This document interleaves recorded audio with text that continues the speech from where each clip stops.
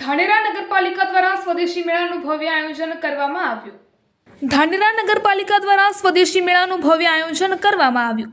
ધાનેરા નગરપાલિકા દ્વારા લાલ ચોક ખાતે સ્વદેશી ચીજ વસ્તુઓના મેળાનું ભવ્ય આયોજન કરવામાં આવ્યું હતું, જેનું આજે શુભ ઉદ્ઘાટન કરવામાં આવ્યું હતું.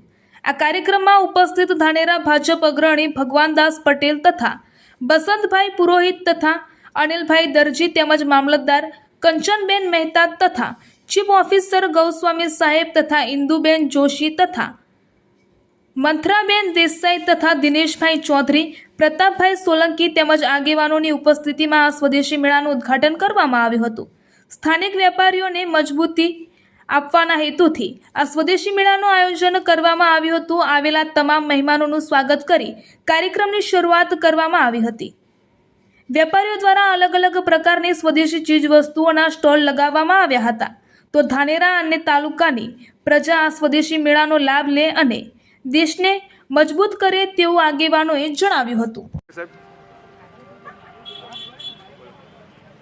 આજરોજ ગુજરાત સરકાર દ્વારા જે શહેરી વિકાસ વર્ષ આયોજન કરવામાં આવી રહ્યું છે તેના અનુસંધાનમાં ધાનેરા નગરપાલિકા દ્વારા જે સ્વદેશી મેળાનું આયોજન આજે શુભારંભ કરવામાં આવ્યો છે.